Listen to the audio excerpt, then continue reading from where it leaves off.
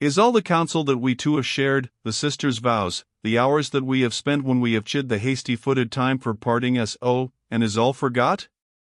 Midsummer Night's Dream.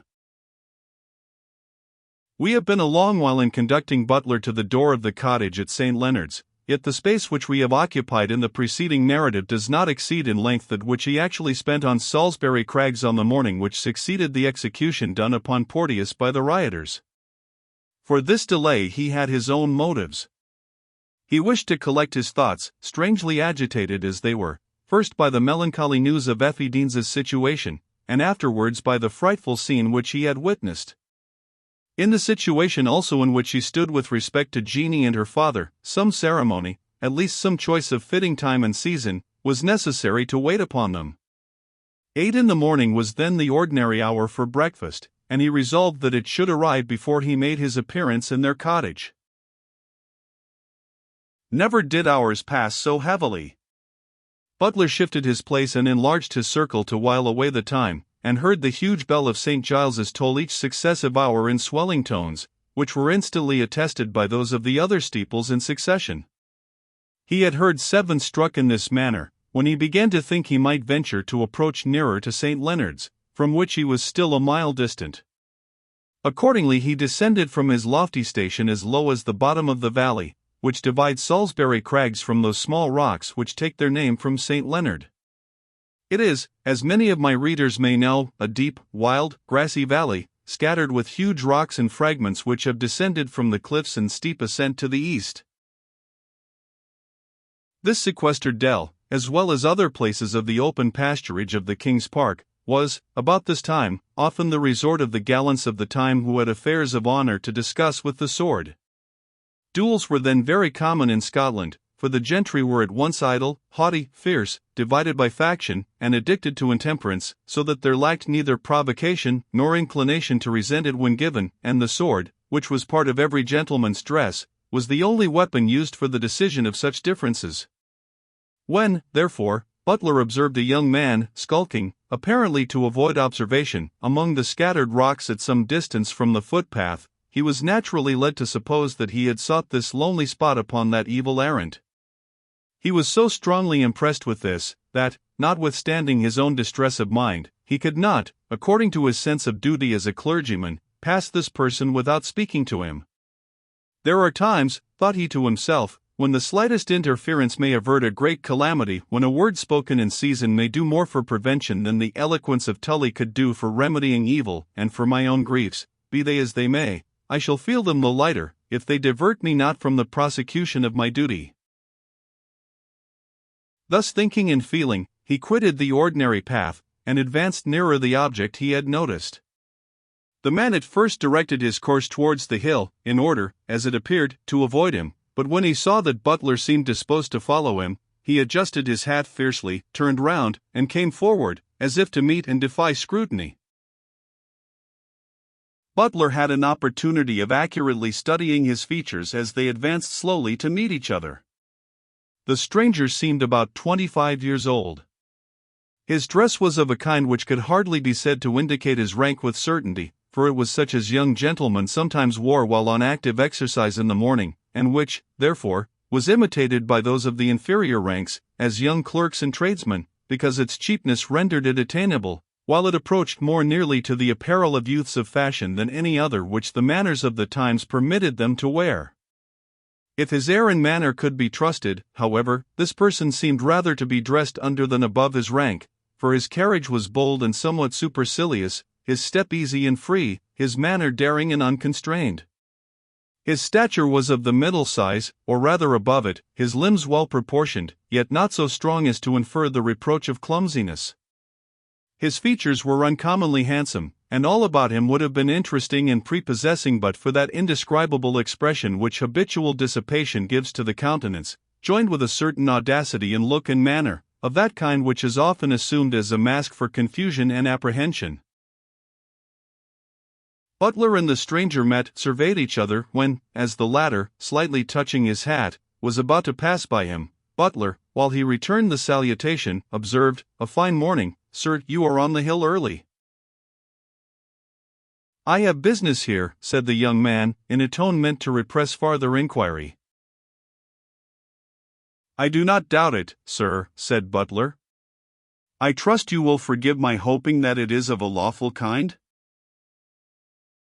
"Sir," said the other, with marked surprise, "I never forgive impertinence, nor can I conceive what title you have to hope anything about what no way concerns you."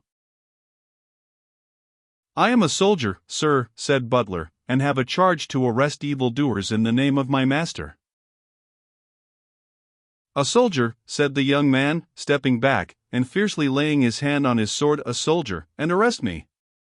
Did you reckon what your life was worth, before you took the commission upon you?"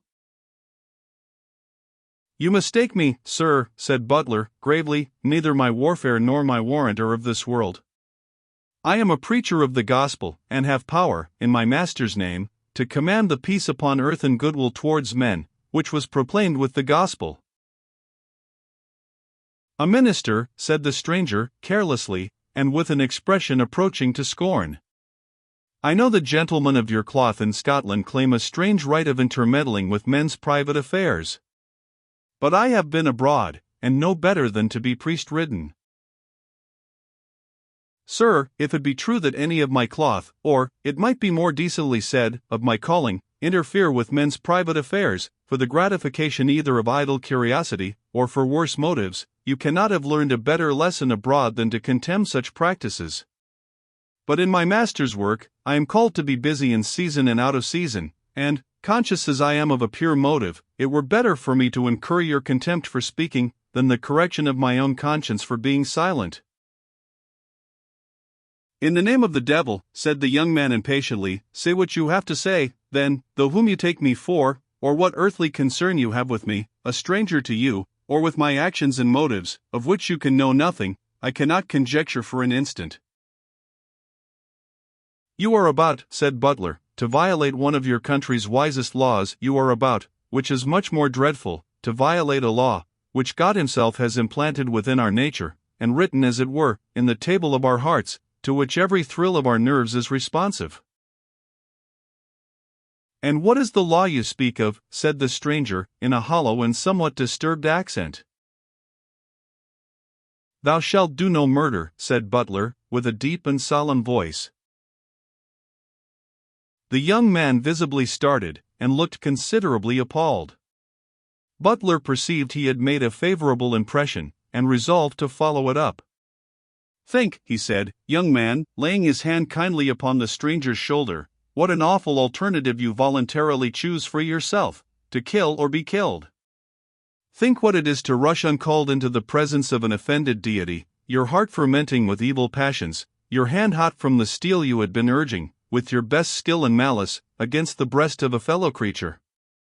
Or, suppose yourself the scarce less wretched survivor, with the guilt of Cain, the first murderer, in your heart, with the stamp upon your brow, that stamp which struck all who gazed on him with unutterable horror, and by which the murderer is made manifest to all who look upon him. Think." The stranger gradually withdrew himself from under the hand of his monitor, and, pulling his hat over his brows, thus interrupted him. "Your meaning, sir, I dare say, is excellent, but you are throwing your advice away. I am not in this place with violent intentions against anyone.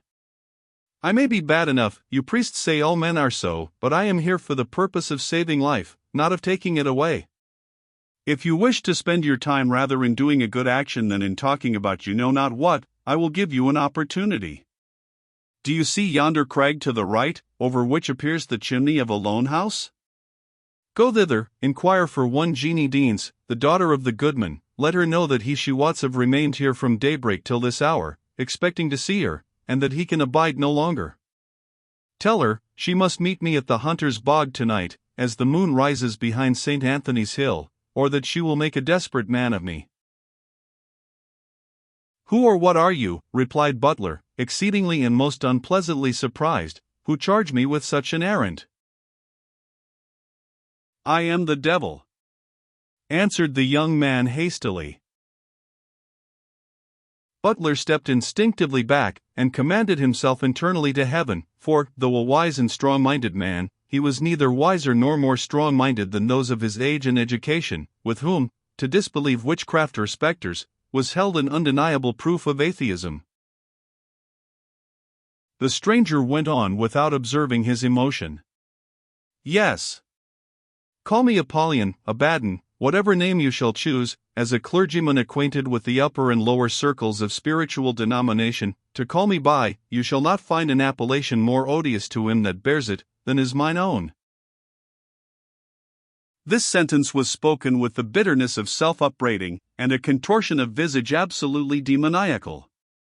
Butler, though a man brave by principle, if not by constitution, was overawed, for intensity of mental distress has in it a sort of sublimity which repels and overawes all men, but especially those of kind and sympathetic dispositions. The stranger turned abruptly from Butler as he spoke, but instantly returned, and, coming up to him closely and boldly, said, in a fierce, determined tone, I have told you who and what I am. Who and what are you? What is your name? Butler, answered the person to whom this abrupt question was addressed, surprised into answering it by the sudden and fierce manner of the querist Reuben Butler, a preacher of the gospel. At this answer, the stranger again plucked more deep over his brows the hat which he had thrown back in his former agitation. Butler, he repeated, the assistant of the schoolmaster at Liberton? The same, answered Butler composedly. The stranger covered his face with his hand, as if on sudden reflection, and then turned away, but stopped when he had walked a few paces, and seeing Butler follow him with his eyes, called out in a stern yet suppressed tone, just as if he had exactly calculated that his accents should not be heard a yard beyond the spot on which Butler stood. Go your way, and do mine errand. Do not look after me. I will neither descend through the bowels of these rocks, nor vanish in a flash of fire, and yet the eye that seeks to trace my motions shall have reason to curse it was ever shrouded by eyelid or eyelash. Begone, and look not behind you. Tell Jeannie Deans, that when the moon rises I shall expect to meet her at Nicol Muschet's cairn, beneath St. Anthony's chapel.